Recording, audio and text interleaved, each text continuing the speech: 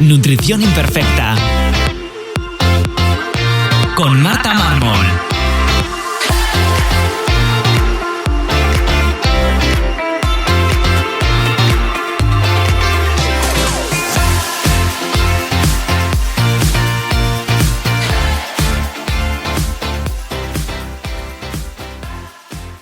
Bienvenidos a Nutrición Imperfecta, el podcast de Marta Mármol.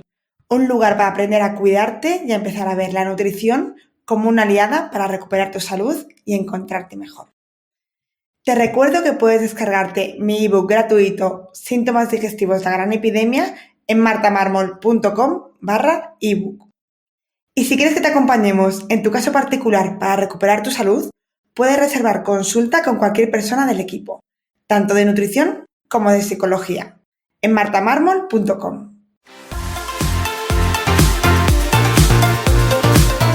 Y desde el Lidl quieren que os contemos qué es lo que vale realmente la pena. Y todos sabemos que lo que de verdad importa está en las cosas sencillas. Tenerlo todo sin tener que renunciar a nada, darte un capricho sin sentirte culpable, o tener tiempo para ti cada día.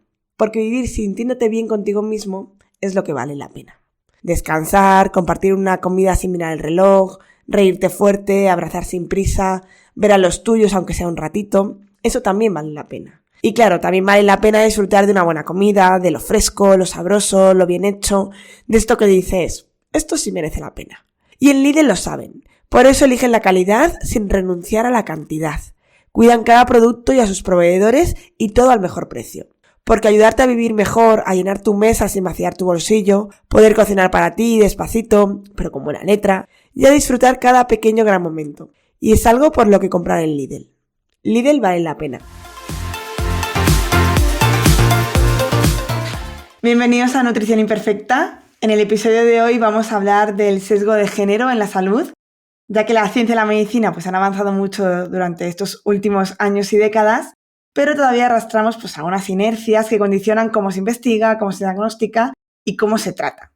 Así que para hablar de eso hoy vamos a charlar con María Teresa Ruiz, que ha dedicado parte de su carrera a investigar la salud de las mujeres desde una perspectiva de género, para poder analizar desde más cerca esas inercias que influyen de una manera silenciosa un poco a la salud de muchas personas a día de hoy.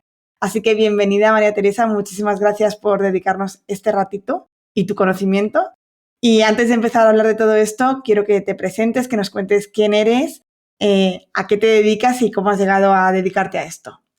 Pues gracias por la invitación y por el interés en lo que sería la perspectiva de género en medicina.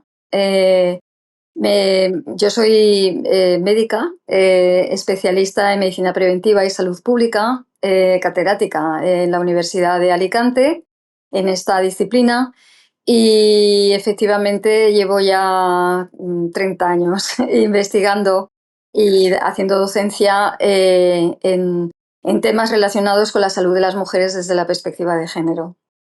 Qué bien, por eso te decía que eres la persona indicada totalmente para hablar de esto y contarnos qué es y por qué es tan importante hablar sobre ello, ¿no? Para quien no sepa de lo que estamos hablando, ¿qué es el sesgo de género en la salud o en la medicina? Pues el sesgo de género, que se definió a principios de los años 90, fruto de investigaciones en donde se evidenciaba que ante el infarto de miocardio se hacían menos pruebas diagnósticas y terapéuticas en las mujeres que en los hombres. Se hizo un estudio con más de 80.000 pacientes, hombres y mujeres, hospitalizados en los hospitales de Harvard y New Haven, dos grandes hospitales de Estados Unidos, y ahí evidenciaron que a igual edad, gravedad y comorbilidad, que es cuando se tienen varias enfermedades añadidas, se hacía menos pruebas de revascularización y angiografías coronarias en mujeres con infarto que en hombres con infarto. Aquello fue un escándalo dentro del ámbito de las ciencias, se cuestionó mucho aquel estudio y los autores tuvieron la paciencia y la entrega de hacer múltiples análisis para llegar a la conclusión de que efectivamente había menor esfuerzo en mujeres, diagnóstico y terapéutico en mujeres que en hombres. Y esto es el sesgo de género. Hace referencia a las diferencias en el esfuerzo diagnóstico y terapéutico entre hombres y mujeres cuando no hay una justificación clínica que justifique, digamos, estas diferencias en perjuicio de las mujeres. Vale, una de mis preguntas era por qué es importante que hablemos de esto, pero creo que es evidente con lo que acabas de decir, ¿no? Es importantísimo entender cuál es ese sesgo, de dónde viene y poder poner remedio en ello, supongo. Bueno, es importante porque la verdad es que se derivan muertes, ¿no? O sea, si realmente se hace un menor esfuerzo en un sexo respecto al otro ante la misma enfermedad, por ejemplo el infarto, que es de lo que más literatura científica hay, cabe la probabilidad o aumenta la probabilidad en un sexo respecto al otro. En el sexo donde no se hace tanto esfuerzo diagnóstico y terapéutico, pues puede aumentar la probabilidad de muertes. Esto se ha evidenciado. Por ejemplo, hay un estudio hecho en Canadá que se publicó en la revista canadiense de medicina interna, en donde se evidencia que si no se derivan a cateterización, la probabilidad de muerte al año es mayor en quien no ha sido derivado. Y preguntaron a los médicos que tenían que haber derivado, a todos los médicos de ese estudio, por qué no habían derivado aparte de estos pacientes. Y la respuesta fue que no habían sido conscientes. O sea, no se habían dado cuenta que realmente estaban más graves, ¿no?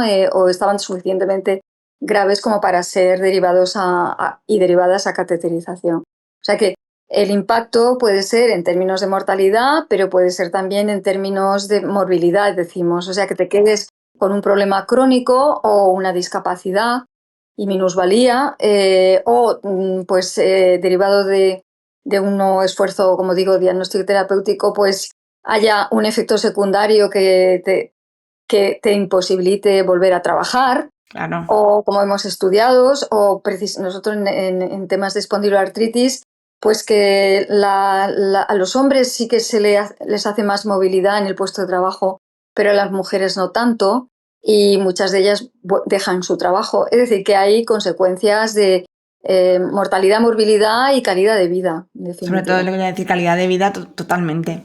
¿Y de dónde viene este sesgo? O sea, ¿es algo que hemos ido arrastrando? ¿Es algo más reciente? ¿De dónde podemos sacar la conclusión de que viene? No creas que hay tantos estudios para dar respuesta a esta pregunta. Precisamente,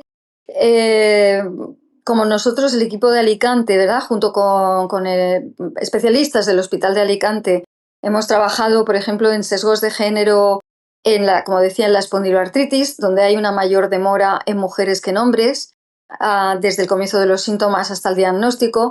También hay, en el camino, porque las mujeres y los hombres, claro, hasta que no se da un diagnóstico van dando vueltas por el sistema sanitario, pues las mujeres se les diagnostican alternativamente otras patologías que no es espondiloartritis, es decir, que se producen errores diagnósticos en definitiva.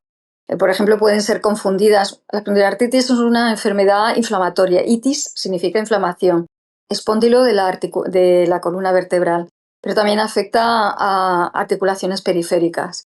Y muchas veces esta patología no es bien diagnosticada y a tiempo y es muy degenerativa, aparte de dolorosa. Entonces, en el camino van dando vueltas por el sistema y se les diagnostica, por ejemplo, de fibromialgia, que es una enfermedad es un síndrome muchísimo menos grave, ¿no? Fibromialgia es dolor muscular, fibra muscular, algia, dolor de la fibra muscular. Pero esto es muy benigno, a pesar de que da problemas, es muy benigno. Sin embargo, si te diagnostican de esto y no te diagnostican de espondiloartritis, tampoco te pueden poner el tratamiento. Exacto, no te tratan, claro. Entonces, ¿por qué hay esta demora mayor en mujeres que en hombres y por qué es mayor frecuencia de errores diagnósticos? Se está estudiando en este momento en el ámbito internacional, entre otras dándole la voz a las mujeres.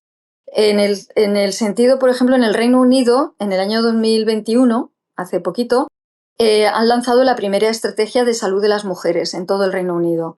Y lo primero que hicieron fue una encuesta online a todas las mujeres del Reino Unido que quisieron responder, que se titulaba Dejémoslas que hablen ellas. Y en esa encuesta pues salen respuestas como No me escuchaban. No me preguntan si puedo tomar esta medicación o no y a las horas que me las tengo que tomar, que puede que me venga bien o no. La medicación me da efectos secundarios y pese a todo la tengo que tomar. Es decir, la voz, le dieron la voz a las mujeres. Y yo creo que falta en España una estrategia similar para saber exactamente por qué se producen estos sesgos de género en la atención sanitaria. No obstante, un estudio que hemos hecho financiado por el Instituto de la Mujer, de las Mujeres, sí que hemos podido trabajar con médicos de atención primaria a través de estudios de casos, como por ejemplo el de la espondiloartritis, el del infarto, el de la enfermedad inflamatoria intestinal, que también es una patología inflamatoria bastante grave, puede llegar a ser. Y básicamente lo que se produce son sesgos cognitivos. O sea que de alguna manera pues te equivocas a la hora de pensar, bueno, cuando una mujer, por ejemplo, va con un problema reumático del carácter grave de la espondiloartritis, pues piensan, ¿no será que está cansada, que tiene ansiedad? Pues esto lo piensan mucho más en mujeres que en hombres. De hecho, los médicos de familia nos decían, bueno, claro, es que el 80% de las historias clínicas de atención primaria, las mujeres consta que tienen ansiedad. Digamos que se quedan con la idea de ansiedad cuando realmente lo que tienen luego es un problema más grave. Y esto se produce porque resulta que existen dos maneras de pensar. Las personas a la hora de tomar decisiones tenemos dos maneras. Los médicos también tienen que tomar decisiones y pueden tomarlas de dos maneras. Por una parte, rápido, como pasa en atención primaria, que tienen de promedio 4 minutos, que es imposible realmente hacer un buen diagnóstico, pues ahí salta lo que se denomina el sistema de pensamiento 1, rápido, intuitivo, y ahí se pueden equivocar, porque digamos que hacen como atajos mentales para diagnosticar rápido y se pueden equivocar. Está evidenciado. Y si ya, por ejemplo, piden una analítica o algún otro tipo de prueba, ya ven ahí que algo hay, unas cosas están bien, pero otras no, ya saltan a lo que se denomina el sistema de pensamiento 2, que es reflexivo, que es analítico, y ahí la probabilidad de equivocarte ya es menor, ¿vale? Entonces, por ahí, digamos que a quien ideó esto le dieron el premio Nobel de Economía, porque fue un psicólogo que hizo este tipo de estudios en los tomadores de decisión de la Bolsa de Nueva York. Y a partir de ahí ya se aplica a Daniel Kahneman, se llama, se Ajá. aplica a cualquier tomador Toma de decisión. decisión o tomadora, sí. Entonces hay que ver, trabajando con ellos, bueno, ellos tienen la necesidad también de reflexionar, pero ¿cómo? Si el sistema sanitario da 4 minutos de promedio a los médicos de atención primaria. Claro, Sí, bueno, eso, claro, partimos de ese error de sistema que tenemos, que es muy difícil, yo siempre lo pienso, es muy difícil tomar una decisión casi correcta, es casi difícil acertar en algunos, y me parece lo más normal casi equivocarse. Y luego también pensar que la ansiedad seguramente también sea parte de estas personas, porque si están con dolor, con angustia, con dando vueltas sin un diagnóstico, a lo mejor también tienen ansiedad, pero no es la causa, ¿no? Es casi la consecuencia de todo lo demás. sí. Dime, dime. Sí, no, que estaba pensando que por una parte esta es, digamos, uno de los factores determinantes de los sesgos de género en la atención sanitaria, pero hay otro que depende de las personas mismas, de los pacientes y las pacientes. Hay estudios hechos en el Reino Unido en una enorme base de datos que tienen de pacientes con dolor crónico en la Universidad de Oxford. Y entonces allí se han dado cuenta que también los pacientes y las pacientes tenemos una responsabilidad a la hora de que nos entiendan, ¿no? Entonces hay ejemplos muy interesantes de, por ejemplo, una mujer con un dolor de pantorrilla que cuenta toda una historia larguísima de cuándo le pasó, que estaba con su hijo, pero que tuvo que ir a llevarlo a no sé dónde. Cuenta mucho, y esto lo dicen muchos los médicos clínicos, que las mujeres explicamos demasiado y se enredan a veces con el poco tiempo que tienen. Mientras que los hombres, en el mismo caso de dolor de pantorrilla, solo dijeron, me duele la pantorrilla, deme un analgésico.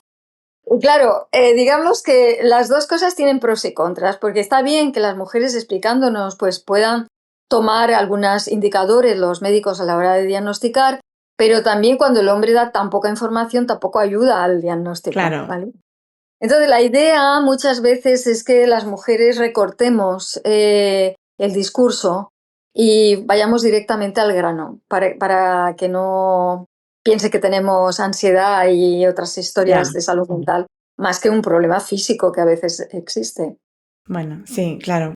Y que no tiene que ver, yo siempre he pensado que parte del sesgo de género viene también de que al final se ha hecho los estudios y se han tomado como referencia síntomas y valores diagnósticos de hombres por esa facilidad que tienen en cuanto a estabilidad hormonal, no Hombre, pasar por épocas de embarazo, ensayos clínicos, o no es tan determinante. esta es la pregunta clave, porque esta es la segunda parte o quizá la inicial. Cuando los médicos y las médicas estudiamos la carrera, nos dan información en cuanto a los signos y síntomas como en bloque. No nos dicen, bueno, pues los hombres manifiestan más sus síntomas de esta manera y las mujeres. Hay veces que es verdad, que digamos los signos y síntomas de las enfermedades son los mismos, pero cada vez hay más conocimiento de que las enfermedades cursan clínicamente de manera diferente en mujeres que en hombres. Y para que, digamos, no nos equivoquemos a la hora de la clínica, realmente los diagnósticos diferenciales de las enfermedades sí que las deberíamos de estudiar por sexo, ¿vale? El ejemplo del infarto es bueno. En los infartos de los hombres es un dolor habitualmente, es un dolor precordial con irradiación al brazo izquierdo. Y si se sospecha, se hace un electrocardiograma y en el electro sube una onda que se llama segmento ST. Y cuando sube, eso dices, uff, tiene un infarto, ¿vale? ¿Qué es ¿Vale? lo que sucede? Que en las mujeres no siempre el infarto, los síntomas son como estoy diciendo, dolor precordial con irradiación al brazo izquierdo, sino que más bien es como un malestar generalizado, a veces irradia debajo de la mandíbula, a veces detrás del omóplato, por detrás. Y si se sospechara, que ya es más difícil sospecharlo porque tenemos la idea de infarto como dolor precordial, entonces se hace un electrocardiograma y a menudo no sube. Esa Ah, ondita que decía no sube, que eso es un signo clínico que te quita cualquier inseguridad. Ya lo ves que tiene un infarto. ¿Por qué pasa esto?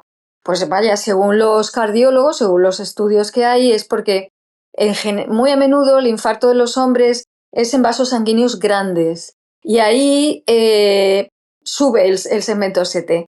Pero en las mujeres los infartos suelen ser en vasos sanguíneos muy pequeñitos. claro, Y la probabilidad de que lo detecte el electro es menor y por eso no sube el segmento ST, ¿vale? claro. Entonces, claro, para el médico, si no es un infarto claro, los síntomas y luego te hace el electro y tampoco hay un signo clínico claro de la subida del segmento ST, pues como que se queda un poco sin llegar a la conclusión de que tiene un infarto. Hay otras pruebas que se pueden hacer. Cuando llegas al hospital, normalmente en urgencias te hacen otro tipo de analíticas para detectar si hay infarto. Pero claro, tienes que llegar al hospital, te tienen que derivar. Claro, O pero sea es que que esto, importante es que sepamos que no siempre las enfermedades cursan de la misma manera en hombres y mujeres. Lo sepan los médicos para poder diagnosticar lo antes posible, ¿verdad? A un sexo respecto al otro. pero incluso con lo del infarto es importante que lo sepa hasta la población general, Claro. porque pues, de otras cosas no nos vamos a diagnosticar, pero evidentemente notar que es lo típico, ¿no? Lo del brazo izquierdo y casi nadie sabe que en las mujeres no es algo Ujú, característico. Y eso sí que lo ujú. podemos confundir con ansiedad, ese dolor en el pecho generalizado, en la garganta. Sí, sí. Hoy podemos decir, "Ay, qué ansiedad me ha entrado, qué nerviosa me he puesto Qué y a lo mejor angustia, no ir qué al, angustia tengo, sí. y a lo mejor no acudir Bueno, al hospital. claro, algo que yo creo que es muy importante es que las mujeres crean en ellas, que yo creo que en cuanto nos da la duda, a lo mejor ya dice, ah, bueno, pues si el médico dice esto, pues me quedo tranquila, el médico, la médica, vaya. Y yo creo que es necesario incluso anotar cuando te viene esto es una recomendación que yo haría en general, ¿no? Anotar como en una especie de diario a lo mejor de 2 horas, un diario. Pues mire, me viene una angustia, un malestar, una opresión, luego que se me va, pero es que luego me vuelve. Y bueno, pues de alguna manera que lo vean objetivamente, yo creo que apoya bastante a que el médico crea Diagnóstico. a la mujer. Vale, Sí. ya. Bueno, o sea, que hay que hacer trabajo por los dos lados, ¿no? Porque, claro, estamos todo el rato que nos crean, es como, bueno, pero bueno, eso ahora llegaremos a ver qué cosas nos puedes proponer. ¿Y qué papel juega esta medicina? Pues lo que te decía, neutra, o sea, ¿cómo ha afectado esa medicina? No sé cómo llamarla, neutra o de igual, no No, sé si neutra tiene un no, nombre. O sea, no es como, neutra, no, no es neutra, porque no es no es neutra, neutra. está todo muy, hay muchas decisiones que se toman, ¿eh? Por lo tanto la neutralidad no está, ¿no? Ahí.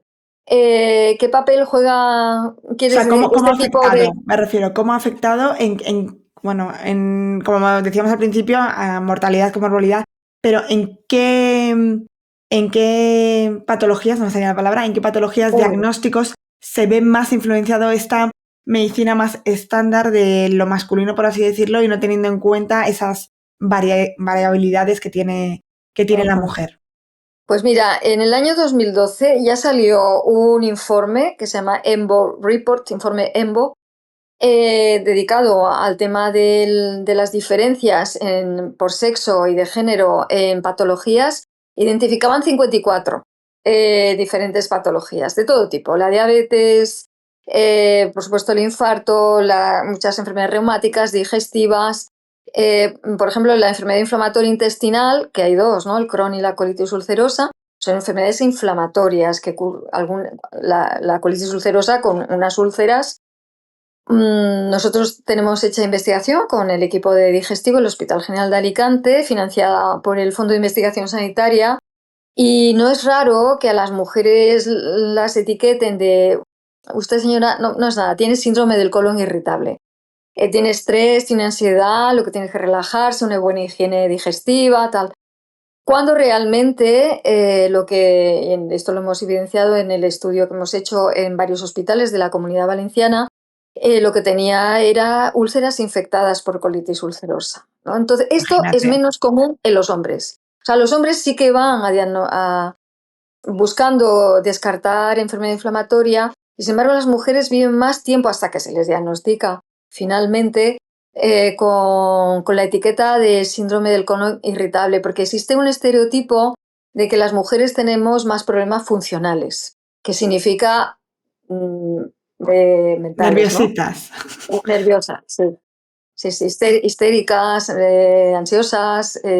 Y claro, primero te diagnostican de esto, y hasta que la enfermedad no es más de libro, está más grave, pues hasta entonces no se diagnostica, pero claro, eso tiene efectos secundarios. De ahí la relevancia de los estudios de género. Y que conste que también es útil para los hombres, porque Claro. la perspectiva de género, por ejemplo, nosotros hicimos hace tiempo un estudio sobre piedras en la vesícula, cirugía, ¿no?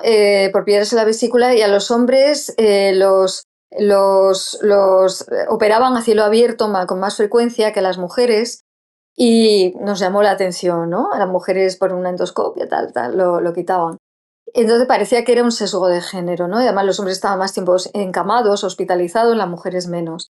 La realidad es que cuando una mujer es de una determinada edad, un poco gordita, se sospecha pronto que tiene piedras en la vesícula y se interviene rápidamente, mientras que los hombres tardan más en la sospecha diagnóstica de tener piedras en la vesícula, y cuando acuden y ya está muy consolidado el problema, pues muchas veces tienen efectos secundarios, están más graves en general. Por lo tanto, ahí lo que hay es un sesgo de género en perjuicio de los hombres, a no Claro.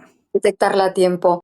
Y para que te hagas también una idea, en un estudio a través de tecnologías de la información y la comunicación, las TIC, Sí. en Dinamarca, la Universidad de Copenhague hizo un estudio con TICs y llegó a la conclusión de que al menos en 700... Hizo un estudio con un seguimiento de 21 años a 7 millones de pacientes, o sea, un montón, hombres y Sí. mujeres, los que atendían dentro del Sistema Nacional de Salud danés. Y llegó a la conclusión de que al menos en 700 enfermedades hay un retraso diagnóstico superior en mujeres que en hombres. exceptuando la osteoporosis, que es el hombre el que tenía una mayor demora en el diagnóstico porque piensas más en ella cuando es una mujer de una cierta edad, ¿no? Menopausia, etcétera. Sí. Claro. No, eso es Entonces, de alguna importante, manera, sí, claro, es importante porque es que muy veamos importante que es para los dos lados, que normalmente, casi todo en lo que sale perjudicada es la mujer, pero evidentemente pues habrá cosas en las que sean los hombres, en las que no se tenga en cuenta o también. no se piense directamente en ellos. También, también. Sí, un estudio del año pasado, o sea que está aquí mismo, sobre que si se estudia, es un estudio de células, número de ¿Vale? células, número y características de las células dentro de los ensayos, ¿no? Los ensayos preclínicos, llegaba a la conclusión de que todavía solamente en un 30% de los artículos que se publican en estudios hechos sobre cáncer, en revistas sobre cáncer, solamente un 30% evidencia la información de células mujer, hembras o células macho, ¿vale? O sea, solo el 30%. Y ahí lo que venían a decir es que como las mujeres tenemos una mejor respuesta inmunitaria, se estaba perdiendo un conocimiento muy importante sobre por qué esa mejor respuesta inmunitaria que podía ser aplicado a los hombres. Pero en la medida que no se estudia todos los estudios, todas las investigaciones, considerando hombres y mujeres o células de hombres y mujeres, pues no se tiene un conocimiento que puede beneficiar a Ambos ambos sexos. sexos, claro. Claro, es que, bueno, hay patologías, como decías, hay algunas, bueno, yo creo, has dicho 700 antes, pero yo creo que habrá muchísimas más y muchas que no sabemos porque evidentemente no estarán estudiadas, ¿no? Pero bueno, esto nos abre una ventana ya de decir, vale, mira, es que hay una gran diferencia en diagnóstico y por tanto en las consecuencias que tiene un retraso en un diagnóstico, sobre todo en patologías que tienen un tratamiento que mejora la calidad de vida, bueno, o incluso evitar la muerte. Yo, en mi sesgo total de mi consulta, claro, yo trato muchísimas enfermedades autoinmunes y en definición son más probables y más habituales en mujeres, con un diagnóstico con un retraso del diagnóstico muy elevado en muchas ocasiones. Y con lo que decías tú, con diagnósticos de fibromialgias o fatigas crónicas o cosas así, por el camino. Pero también, y quería comentarte, con la endometriosis. La endometriosis es algo que veo un retraso en el... Y claro, esto sí que es particular de las mujeres. Cuando ocurre con estas cosas es por desconocimiento de la patología, porque no hay protocolos diagnósticos, porque al ser algo más nuevo, entre muchas comillas, ¿qué puede estar detrás de estos retrasos diagnósticos? O que no se nos venga a la cabeza a los médicos en el momento del diagnóstico. Yo es que creo que la medicina es muy androcéntrica, o sea, ha estado muy centrada en los hombres, en patologías de los hombres. A principios, en los años 90, había muy poco conocimiento de temas de mujeres. Se estudiaba sobre todo muestras de hombres.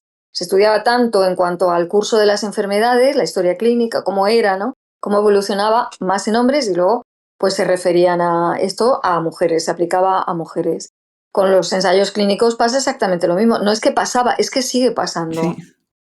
Sigue pasando que las muestras de mujeres son muy, muy pequeñitas y ni siquiera en todas las fases de los ensayos clínicos son 4 fases, ¿no? Entonces, Estados Unidos sí que tiene unas recomendaciones para inclusión de la perspectiva de género en los ensayos clínicos. Son recomendaciones, no es obligación. Claro. Desde el año 1995, la Food and Drug Administration publicó esas recomendaciones. Europa no quiere. La EMA, la Agencia Europea del Medicamento, no quiere, por tanto la española pues tampoco. Lo sé porque hablando con la directora de la Unidad de Género y Ciencia de la Comisión Europea el año pasado, con motivo de España dentro de la presidencia, ¿no?, de la Unión Europea, me comentaba que siguen igual las cosas a cuando yo hice bastantes estudios de este tipo, ¿no?, donde se evidenciaba el pequeño tamaño muestral que hay de mujeres en los ensayos clínicos. Y esto es grave, no por la eficacia del producto, un producto, si quita el dolor de rodilla de un hombre, ¿por qué no lo va a quitar de una mujer? No es una cuestión de eficacia, es una cuestión de efectos secundarios, de efectividad, que llamamos, ¿no? ¿Por qué? Pues porque los fármacos tienen reacciones cruzadas con otros medicamentos y no es lo mismo si te lo tomas en la fase estrogénica que la fase luteínica del ciclo reproductivo, ¿no? Entonces, no funcionan igual. No es lo mismo que tomes el fármaco con terapia hormonal sustitutiva o que tomes el fármaco con anticonceptivos. Es decir, que realmente, y todo esto no lo tienen en cuenta los ensayos clínicos, ¿eh? Lo recomendó la FDA, como digo, en el año 1995, de tener en cuenta cuando se incluían mujeres, pues todos estos factores, pero los estudios que hemos hecho no lo tienen en cuenta, ¿no? Entonces, claro, cuando te vas a tomar un fármaco, como mujer dices, bueno, no sé si va a tener efectos secundarios. La realidad es que luego, a veces, y esto hay un proyecto muy grande en la Universidad de Stanford que merece la pena mencionar, que se llama Gendered Innovations, que dirige Londa Shivinger, una catedrática de Historia de la Ciencia, y ella convenció a la Unión Europea, a la Comisión, que la financiara este proyecto. Bueno, ahora mismo este proyecto está financiado por Bill Clinton, en su momento por Bill Gates, en fin, por muchísimas entidades en donde se evidencian estudios de casos, como estamos hablando de diferentes patologías, y cómo es diferente entre mujeres y hombres el curso de las enfermedades y también cómo la reacción a los fármacos es diferente. Y ahí te vienen a decir que a lo largo del siglo XX, creo recordar que eran como 90 fármacos han sido descomercializados precisamente por efectos secundarios en mujeres. Claro.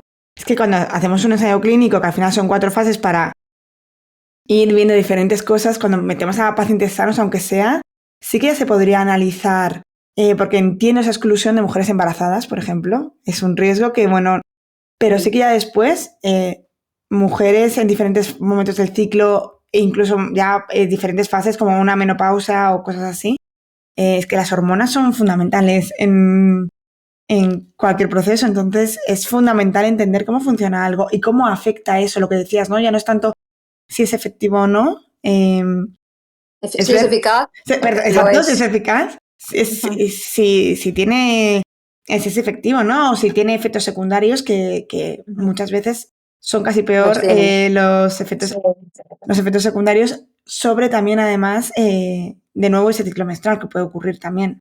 Muchos Claro. fármacos a nivel digestivo, por ejemplo, afectan mucho al ciclo menstrual y incluso a lo mejor las pacientes ni lo saben, ni se lo han avisado, ni lo tienen en cuenta o no sabemos cómo afecta. No sé si se puede hablar de fármacos, pero que están en activo. La arcoxia, por ejemplo. ¿Sí? Arcoxia es un analgésico antiinflamatorio, es un COX-2 Sí. que sirve, pues eso, para problemas de dolores y inflamaciones.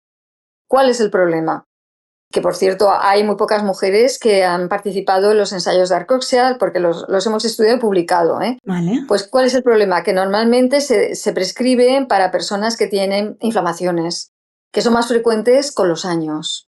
¿Qué pasa? Que si tú tomas arcoxia, retiene sales. Las sales retienen líquido. Una persona mayor también suele tener hipertensión, con lo cual lo que hace es que un fármaco que sirve para quitar dolores hace que te suba la tensión. A una persona que ya es hipertensa. Es una bomba de relojería. Claro. De hecho, el fármaco anterior a Arcoxia, que fue el Vioxx, comercializado por años, al final lo he descomercializado por un gran ensayo clínico que hicieron en Europa, donde sí que se evidenciaba que aumentaba la probabilidad de infarto y de ictus, ¿no? Sí. Pero lo vendieron por 5 años. Y el Claro. sustituto es la Arcoxia y tiene los mismos problemas, Y la pero arcoxia se se vende prescribe. mucho. O Sí. sea, se prescribe muchísimo y se... Ujú. Ya. Claro, pues todo esto... Bueno, seguramente si luego leemos los prospectos, muchas de estas cosas te vendrán por ahí porque ellos sí que se... O sea, la industria Ujú. farmacéutica al final sí que sabe esto y se cubre, ¿no? Se cubre las espaldas por si acaso. Ujú. Pero es importante que se sepa a nivel clínico. Ya no el paciente, porque es que el paciente es muy difícil que pidamos a los pacientes que sepan esto. Sí que interesa a lo mejor, pero a mí a veces me parece Pues complicado. Tocas un tema interesante también, porque, a ver, a la hora de prescribir fármacos, una de las indicadores, lo que tienes que hacer pues es en función de la relación peso-talla. Pero, como ya está claro que las mujeres tenemos diferentes farmacocinética, farmacodinamia y farmacogenética, y esto lo sabemos en medicina, pues a los médicos de atención primaria de esta investigación que hemos llevado en curso, les preguntamos, oye, ¿sabéis que las mujeres tienen diferente farmacocinética, dinámica y genética? Y sí, me dice que sí. Nos dijeron que sí. Y entonces le preguntamos, ¿y lo tenéis en cuenta a la hora de prescribir? Y nos dijeron que no, que solamente la relación peso-talla, que eso ya está bien, ¿eh? Y la pregunta fue, ¿y por qué no lo hacéis? Y entonces la respuesta fue porque los protocolos clínicos que existen en España no lo recomiendan. O sea que ya hay que ir a un paso más alto. ¿Quién hace los protocolos, verdad? Claro. ¿Y cómo renovar todos esos protocolos? Eso es ¿Y cuestión cómo de... renovarlos? Claro, Efectivamente. vale. Sí, pues yo he hecho esa pregunta a quienes lo hacen. Y la respuesta, porque me invitaron a dar una conferencia, y la respuesta fue que tenían que hacer una revisión bibliográfica. Por ejemplo, se sabe que la diabetes gestacional aumenta la probabilidad de infarto en las mujeres. Hay muchísima literatura sobre este tema. Hay muchas revisiones sistemáticas y metaanálisis sobre el aumento del riesgo de infarto en mujeres que tengan diabetes gestacional. Y hablándolo con el equipo, me dijo, bueno, es que somos nosotros los que tenemos que hacer las revisiones, ellos mismos. Y yo digo, pues si ya existen revisiones hechas a nivel mundial por grandes investigadores ya, y está claro que que aumenta el riesgo, pues ya se tendría que modificar el protocolo. Pues en los protocolos de cardiovasculares no estaba aún modificado. ¿Y la respuesta a quién lo tiene que hacer? No, o sea, no... Los equipos que hacen las guías y protocolos tendrían que O sea, podrían modificarlo. modificarlo directamente, ¿no? No Podrían tendría... modificarlo. Vale. Es Sí. cuestión de que, bueno, pues a lo mejor Bueno, ir apagando fuegos... Entre el conocimiento, que se genera el conocimiento y se pone en práctica, pasan muchos años. Mucho tiempo, No, sí. mucho tiempo. Sí. Sí, además la burocracia siempre son cosas muy... Porque al final no deja de ser burocracia en cuanto a papeleo, necesita como mucho tiempo y mucho... Sí. Entonces, la pregunta es, bueno, ya hemos visto cómo afecta este sesgo de género, de sexo en la salud, cómo repercute en los pacientes. ¿Qué se está haciendo o qué se puede hacer primero desde los profesionales? ¿Cómo se puede formar a un profesional o cómo podemos darle las claves para darse cuenta de que está cayendo en un sesgo de género o cómo se está haciendo para evitar esto a futuro? Vale, entre lo que es la generación del conocimiento, que es la investigación, y se publica, ¿no? Esa investigación. Luego, eso tiene que pasar a las universidades, ese conocimiento. Por lo tanto, en las universidades el profesorado tendría que estar muy actualizado, y se entiende por actualización de la formación saber leer sobre las publicaciones de los últimos 5 años, todo lo más 10, ya luego se pasa el conocimiento. Y una vez que te lo has estudiado, ¿no? Los propios profesores tienen que enseñarlo en las universidades para que esos futuros médicos y médicas lo apliquen en su práctica profesional. Esto todavía no pasa. Es más voluntad de algún profesor o profesora, que los hay, ¿eh? Y luego lo que sí que las instituciones, yo creo que es importante. Como por ejemplo, te cuento el caso de la ACU, la Agencia Catalana de Calidad Universitaria, que unos 2 años antes de la COVID, creó una comisión donde yo estaba, por eso lo sé, para elaborar un documento de cómo se incorpora la perspectiva de género en la docencia universitaria. El primer día que yo fui, le pregunté, ¿por qué vosotros lo vais a hacer y el resto del Estado español no? Y me dijeron, pues muy sencillo, porque la ley catalana de igualdad obliga. Así que cuando volví a mi casa, comparé el articulado de docencia en universidades de la ley de igualdad española, que esa la tenía, con la ley de igualdad de Cataluña, y esto hubo claro. La ley catalana utiliza verbos como debe, debes, obligatorio, rendirá cuentas, son verbos muy de obligación. Y la ley del Estado español dice se favorecerá, se facilitará. O sea, son unos verbos muy de recomendaciones no obligatorios, ¿no? Yo creo que ahí en el verbo está la diferencia a la hora de hacer leyes y, por lo tanto, son los tomadores de decisión políticos, de política universitaria, los que se tienen que implicar en este tipo de acciones, como la de redactar con verbos de obligatoriedad, ¿no? Claro. En Cataluña lo que se hizo luego de publicar la monografía es que las universidades se encargan de facilitar a través de cursos de formación de cómo no es obligatorio, Bueno, cómo incorporar la perspectiva de género, pero bueno, eso está ahí.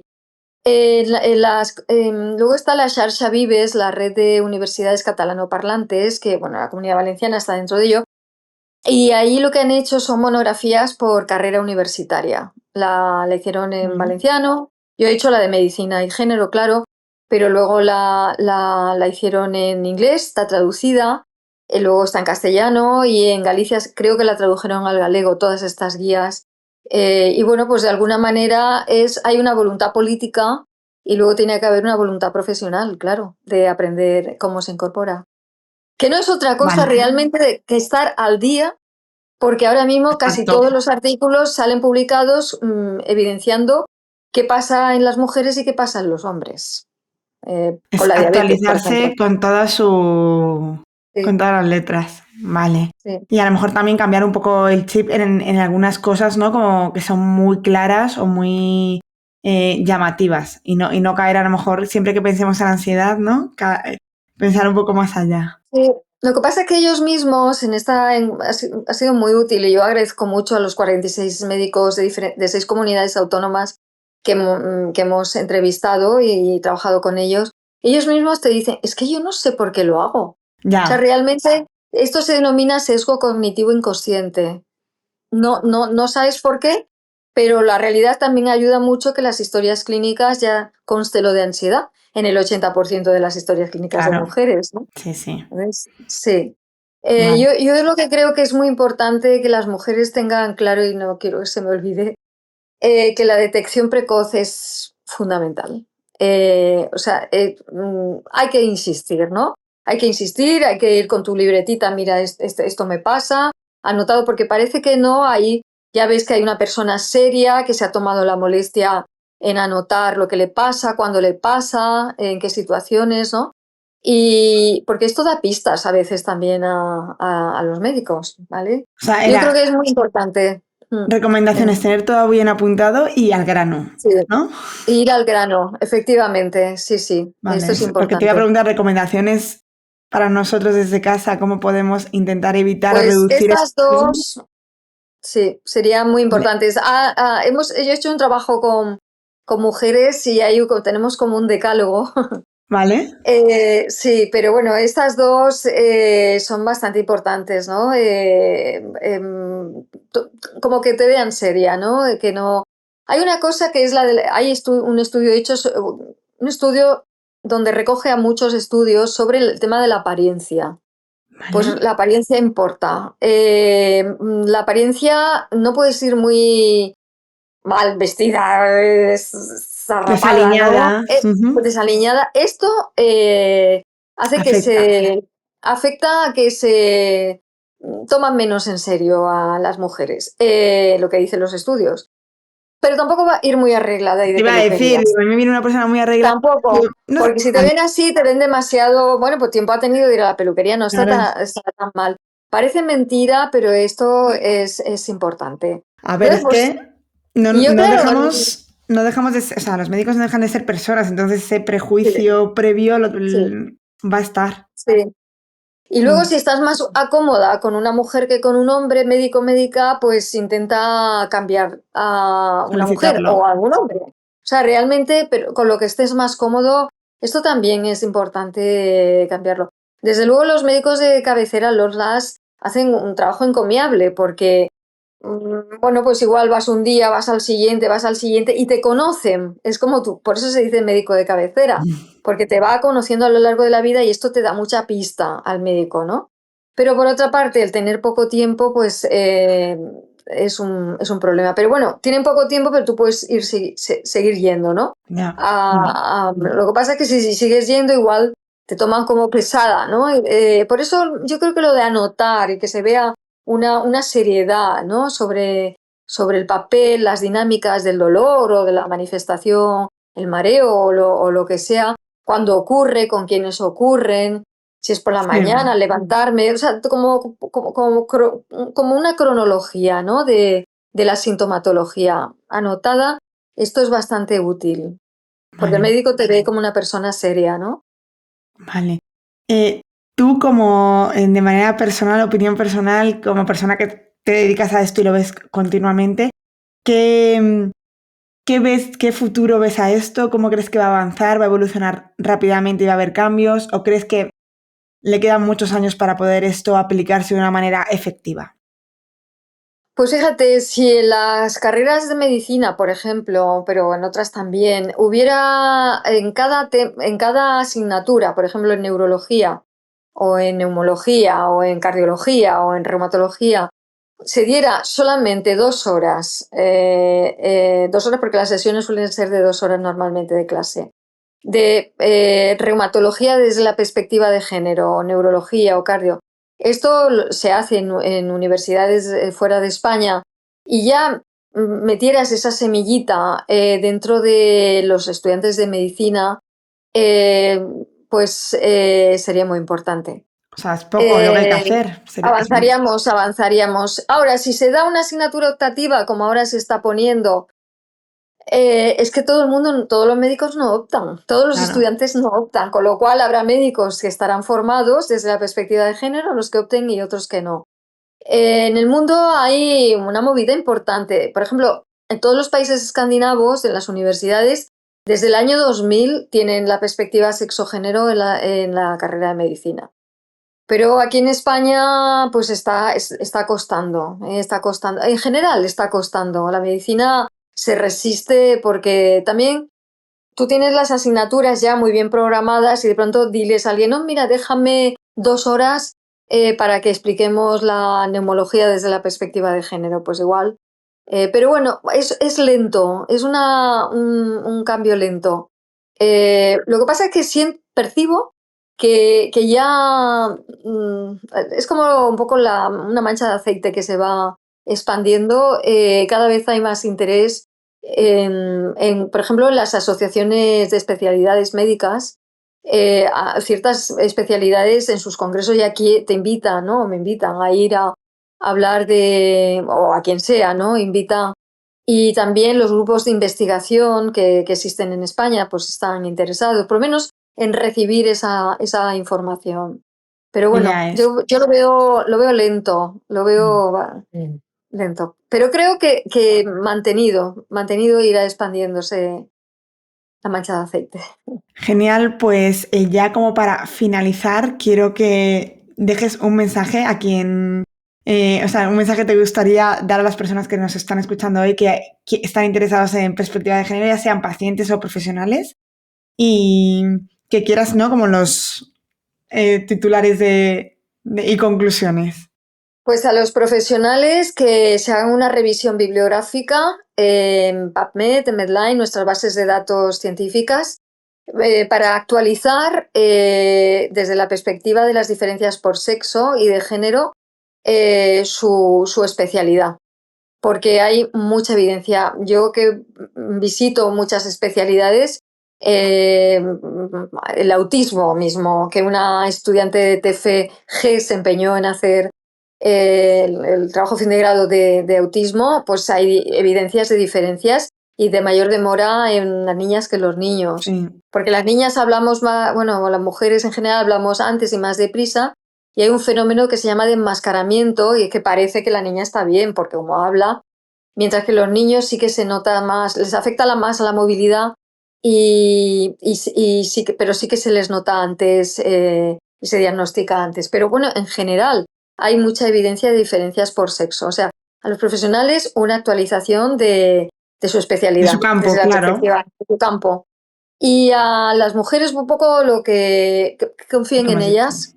ellas, que si tienen dolor, o Exacto. si no ven bien, no ven bien, o pues que insistan en ello. Y luego, por otra parte, lo he comentado, que lo anoten un cronograma de sus síntomas, de sus molestias y se lo vayan con ello a la consulta del médico o la médica y si no están bien atendidos, pues soliciten un cambio. Es que tenemos derecho, ¿no? Claro, sí.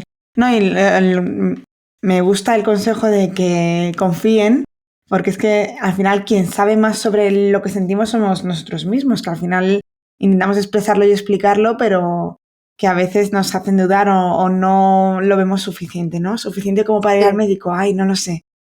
Pues... incluso decirle, mire, usted ya me ha notado de ansiedad, pero le digo que yo tengo una molestia que llevo mucho tiempo, X tiempo y que me gustaría ir un poco más allá porque esto me está molestando, ¿no? Me duele o lo que sea, ¿no? O me mareo, o tengo vértigo, o lo que sea. Genial, pues yo creo que con esto podemos finalizar este episodio y sí que quiero pedirte si quieres decir dónde encontrarte, si tienes algún tipo de contacto, por si alguien está interesado, si compartes algo en redes sociales, que creo que no, ¿verdad? No me da tiempo. Sí que tengo el Facebook, pero no me da tiempo. Y tengo todas las redes, pero no las tengo actualizadas. Pues bueno, mi email, que sí que eso sí que yo respondo rápido, es mi segundo apellido, cantero@ua.universidadalicante.es. ua.es. Lo dejaré anotado en las notas del programa para que todo el mundo lo tenga ahí. Y por último, darte las gracias de nuevo, María Teresa. Gracias por atenderme, gracias por compartir con todos los que escuchan este podcast este conocimiento que yo creo que, aparte de interesante, va a ser muy útil. Pues que os vaya muy bien. Muchas gracias, Marta. Un saludo.